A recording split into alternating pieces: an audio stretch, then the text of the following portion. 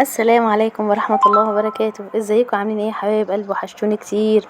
النهارده جايه لكم باكله شعبيه كل البيوت المصريه بتعملها، وهي الكشري المصري. بس انا جايه لكم مفاجاه بصراحه. الكشري المصري يا جماعه ما طلعش كشري مصري، احنا اتضحك علينا. الكشري المصري ده دخل مصر سنه 1914، جه ساعه الحرب العالميه الاولى. كان جاي مع القوات البريطانيه، والقوات البريطانيه وهي جايه كانت جايبه في ايديها جيش من الهند، والجيش من الهند ده كانوا بيحبوا أكلة معينة. الأكلة دي كانت عبارة عن رز وعدس بجبة. اه والله زي ما بقولكوا كده، كان رز وعدس بجبة. طب الأكلة دي كانوا بيعملوها ازاي؟ كانوا بيسووها قوي، يعني تحس ان هي ايه، تحسها داخلة شوية على ان هي معجنة يعني. وبعدين ايه اللي حصل بعد كده؟ راحت بريطانيا، ما عجبهاش الاكله كده بس، بما انها قاعده في بلد فلازم تطور هي كمان. راحوا مزودين عليها المكرونه، لان البريطانيين كانوا بيحبوا المكرونه، راحوا زودوا عليها المكرونه. وكان في الوقت ده كان اسمها هيكشي مش كشري. يعني لما تيجي تكوني عايزه تروحي بقى عند برجيله ولا تروحي عند اي حد تقول انه، ولا المجنون مثلا، تروحي تقول انا عايزه هيكشي. المهم، تعالى هكملكوا حكايه الهيكشي. وبعد كده راحوا المصريين بما انهم خلاص بقى تأقلموا مع القوات البريطانيه ومع الجيش الهندي اللي جه البلد عندهم، فحبوا بقى هم كمان يطوروا ويحطوا اللمسه الفنيه بتاعتهم. راحوا جايبين على الكشري ده حطوا عليها حبه شعريه. الله، الطعم كده بقى احلى. طيب احنا ناكلها بيضه كده؟ لا سمح الله، احنا نزود لها صلصه، والصلصه تبقى عايزه شطه. ادينا كده زودنا حاجتين. وبعد فتره كمان رحنا مزودين عليها الحمص والبصل بتاعنا. بس احنا كمان عملنا البصل بطريقه جديده، سميناه الورد. ايوه، ما هو لازم يبقى حلو زيكم كده. وبعدين بقى بدل ما كان اسمه هكشي بقى اسمه هكشي. وبعد كده طورناه بقى اسمه كشري. دي الكلمة المصرية اللي اتنطقت. يعني الكشري ما طلعش مصر ولا حاجة، ضحك علينا يا رجالة. يلا بقى، لو انت اول مرة تشوفيني او تسمعيني، اشتركي في القناة وفعلي الجرس عشان يوصلك كل جديد. ولو عندك معلومة تاني يا ريت توصليها لي. تعالي بقى اقول لكم الكشري ام سما. الكشري بتاعي كله هنعمله في حله واحده او بالكتير قوي في حلتين.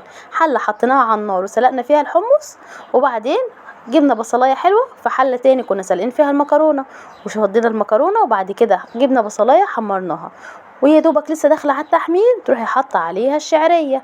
ايوه زي ما قلت لكم كده، حطوا الشعريه، مش احنا قلنا هيبقى في حله واحده؟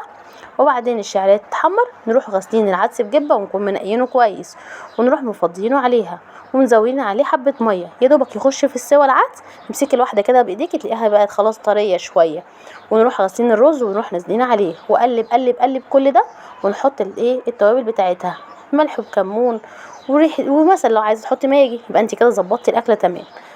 وبعد كده هنعمل ايه تاني؟ هنروح عاملين الصلصه بقى. المره دي هنحط فيها حبه خل. يا سلام، هنحط في سلطه الكشري حبه خل. اه والله جربيها وهتدعيلي عليها. هنعمل تومه حلوه ونحط عليها حبه كزبره، ونروح حاطينها اول لما تبقى تحمر كده معاكي، نروح حاطين عليها ربع كوبايه خل وقلبيهم، وروحي نازله عليهم بالصلصه. تكوني حاطه الصلصه معاكي بقى فيها البهارات بتاعتك، وحاطه البابريكا ليها، وكده الصلصه بتاعتنا تكون خلصت. بصوا بقى، ادينا هنعمل مع بعضنا اهو الصلصه. هننزل بحبه زيت والتومه زي ما قلت لكم، والتومه محطوط معاها يعني ريحه كزبره. كزبره ما اقولكوش تبقى حكايه في الاكل، للناس اللي بتحبها. اللي ما تحبهاش طبعا خلاص براحتك، دي حاجه اختياري. وهننزل اول لما تحمر معانا هنروح نازلين عليها بحبه الخل زي ما قلت لكم. هنحمرها كويس ونحط الخل، وبعدين نروح نازلين بالطماطم، وكده يبقى خلصنا كمان الصلصه. ايه ده، ما شاء الله يا مسامح، احنا كده عملنا كشري في حله والصلصه كمان خلصت. ايوه خلاص زي ما قلت لك كده، ما كله بقى في السريع دلوقتي، جت على الكشري ما يبقاش في السريع هو كمان. وما تنسيش لو اول مره تشوفيني تشتركي في القناه وتفعلي الجرس عشان يوصلك كل جديد. وصلي على النبي وانت بتتفرجي عليا كده، وقولي لي ايه رايك في الكشري بتاعي.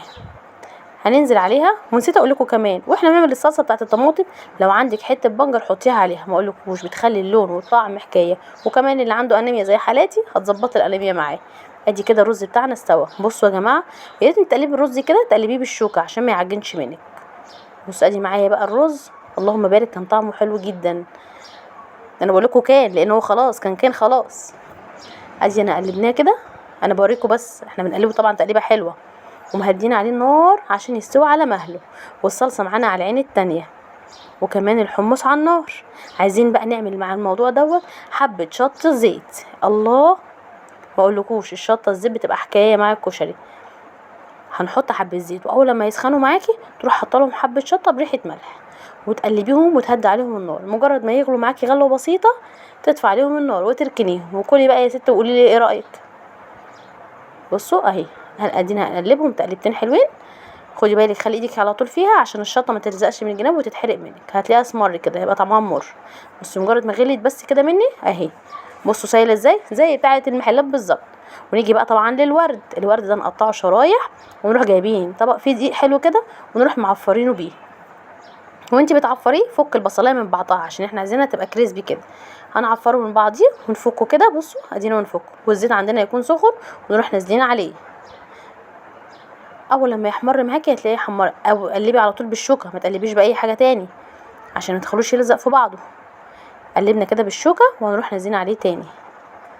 بصوا بقى يا جماعه اللهم بارك، بصوا شكله عامل ازاي زي بتاع بره، بس انا طبعا بخليه شرايح. بتوع المطاعم بيقطعوه اصغر من كده. وادي الكشري بتاعي خلص. وما تنسيش لو اول مره تشوفيني والكشري بتاعي عجبك تقولي لي ايه رايك، واشوفكم على خير ان شاء الله. والسلام عليكم ورحمه الله وبركاته.